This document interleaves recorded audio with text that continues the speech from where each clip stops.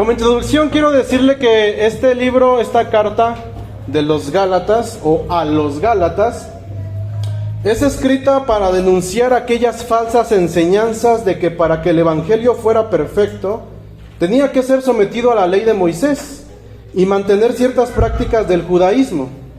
Entonces, déjeme decirle que si algún día usted se encuentra con algún cristiano, entre comillas, que quiere convencerlo de que necesita guardar el día de reposo o circuncidarse, celebrar ciertas fiestas o tener la dieta del kosher, lea este libro y usted encontrará si eso es necesario o no. Gálatas nos va a enseñar que lo que importa en Cristo Jesús, versículos 5 y 6 de este capítulo, es la fe. Amén. Ahí léalo. Porque nosotros por el Espíritu esperamos la esperanza de la justicia por la fe. Porque en Cristo Jesús ni la circuncisión vale algo, Amén, ni la incircuncisión, sino que... la nueva criatura. No, léalo ahí en el versículo 6. Ahí viene. No lo digo yo ni me lo inventé, sino ¿qué es lo que vale? Oh, ¿sí tiene su Biblia? No. Sino la fe que obra por la... Eso es lo que importa, bajo el contexto de Gálatas. Gloria a Cristo. Ahora, en el versículo, sino por la fe que obra por la caridad. Efesios 2:8 nos dice, porque por gracia sois salvos por medio de la fe. Y esto no es de vosotros, pues es don de Dios. Somos salvos por gracia. Pero hay un solo medio por el cual somos salvos: por la fe. Entonces necesitamos entender que en este libro de Gálatas se nos va a hablar de una libertad diferente a la que se hablan en otras partes de la Biblia. Por ejemplo, en Éxodo, ¿de qué libertad se nos habla? De Egipto. Y así podemos ver, en los Jueces se nos habla de la libertad de otros pueblos. Y así podemos ir viendo en los Reyes. En Romanos capítulo 6 se nos habla otro tipo de libertad, la ley del pecado. Pero Gálatas solo se va a enfocar en hablarnos de la libertad de la ley mosaica. Es decir, el antiguo pacto ya quedó anulado. Por eso Pablo, guiado por el Espíritu, dice, no sé quién los sedujo, si comenzaron en el Espíritu y ahora van a terminar por la carne. Pero no sé de quién procede este llamado. Creo que no es de Dios, dice Pablo. Y hasta me encantó como dice otra traducción, cuando dice, ojalá se mutilasen del todo, porque está hablando de la circuncisión. Entonces, Gálatas capítulo 5 nos va a hablar de la libertad ¿de qué les dije? De la ley de Moisés. No es de la ley del pecado, eso es otra cosa muy diferente. Bajo ese contexto, quiero decirle que la ley de Moisés eran los 613 preceptos que se encuentran en el Antiguo Testamento, donde incluía el Shabbat, el kosher, la Pascua, la circuncisión, entre otras cosas más. Pero ahora ya no celebramos la Pascua. ¿Quién es nuestra Pascua? Jesucristo. Ya no guardamos el día del reposo. ¿Quién es el Señor del día del reposo? Jesucristo. Y así me puedo ir una por una. Pero miren, hay un gran peligro de guardar la ley. Yo, en lo personal, no tenía ningún problema con aquellos cristianos que quieran guardar ciertas cosas. Por mí, podían hacer lo que sea. Pero cuando estuve estudiando este tema, vea el versículo 3 y el versículo 4, ¿cuál es la consecuencia de guardar ciertas cosas de la ley? Y otra vez vuelvo a protestar a todo hombre que se circuncidare, que está obligado a hacer toda la ley. Esta es la consecuencia, versículo 4. Vacíos sois de Cristo, los que por la ley os justificáis. De la gracia habéis caído.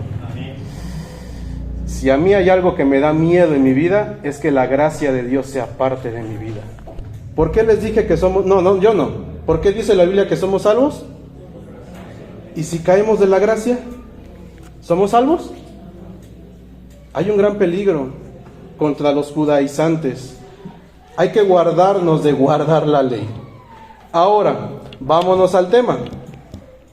El versículo 13 dice así: porque vosotros, hermanos, a libertad habéis sido llamados, solamente que no uséis la libertad como ocasión a la carne, sino servíos por amor los unos a los otros. Déjenme leerlo en la nueva en la nueva versión internacional. Les hablo así, hermanos, porque ustedes habéis sido llamados a ser libres, pero no se valgan de esa libertad para dar rienda suelta a sus pasiones. Más bien, sírvanse unos a otros con amor. La traducción al lenguaje actual dice así: hermanos, Dios los llamó a ustedes a ser libres, pero no usen esa libertad como pretexto para hacer lo malo. Al contrario, ayúdense por amor los unos a los otros. Entendemos que somos llamados a libertad. Esto ya nos quedó claro y nos lo seguirán enseñando durante todo el mes. La libertad, pregonar libertad, somos llamados a la libertad y todos los temas que ya nos han dado y que se seguirán dando. Pero yo quiero hablarle de otra cosa el día de hoy. Un día yo estaba viendo una serie acerca de la moral, y trataba de una persona que había sido metida en la cárcel injustamente, y hasta el final, después de casi que cumplió toda su sentencia, se encontró la verdad y lo dejaron libre, lo dejaron salir. Es impresionante esa escena de que cómo va esa persona y le abren las puertas de la salida de la cárcel, y entonces él, antes de dar un paso afuera, voltea a ver atrás y dice: esta fue mi casa durante muchos años. Da un paso hacia afuera y dice: y ahora soy libre. Y le surge una pregunta: ¿y ahora qué? ¿Qué sigue en mi vida? Porque todos somos llamados a libertad, y yo creo que Dios ya nos libertó. ¿Y ahora qué? ¿Qué sigue? ¿Qué prosigue? No usen esa libertad para dar rienda suelta a sus pasiones. Una ocasión un maestro me dijo: tú no eres lo que tú aparentas o lo que tú dices o lo que eres aquí en el salón. Tú eres lo que haces donde nadie te prohíbe nada. Me quedé meditando mucho tiempo sobre eso, pero es cierto. Somos libres. ¿Qué hacemos con esa libertad que Dios nos ha dado? El versículo nos dice: no den lugar a la carne. La otra traducción dice: no den lugar a sus pasiones. La otra vez hablamos de las pasiones juveniles y les explicaba cuáles son esas pasiones. Pero aquí Gálatas nos va a decir cuáles son esas pasiones. Versículo 19, ahí mismo: y manifiestas son las obras de la carne, que son adulterio, fornicación, inmundicia, disolución, idolatría, hechicerías. Hasta ahí. Eso que acabamos de leer nos asusta y decimos: eso merece cortamiento. Pero están en la misma lista las que vienen ahorita. Están al mismo nivel. Pleitos, celos, iras, contiendas, disensiones, herejías, envidias, homicidios, borracheras, banqueteos y cosas semejantes a estas. El versículo nos dice, mire, como dice: no uséis la libertad como ocasión a la carne. No hagan nada de esto. Pero viene una palabra ahí después de la coma. ¿Cuál es esa palabra que viene después de la coma? Dice, se lo leo para que no uséis la libertad como ocasión a la carne, y viene la coma, ¿y qué dice? Sino. Esa palabra sino es una conjunción adversativa. Sino permite oponer dos elementos en una frase donde el primero es negativo y el segundo es afirmativo. Le doy un ejemplo.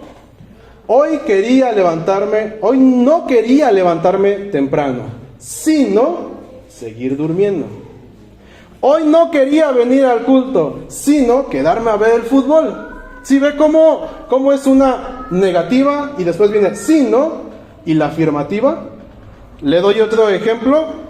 Yo no quiero hacer ejercicio, sino adelgazar, nada más así. Es una negación que viene en medio un sino, una conjunción adversa, y después dice lo afirmativo. Aquí se nos está diciendo, no uséis la libertad como ocasión a la carne, sino, ¿qué hacemos? Servíos por amor los unos a los otros.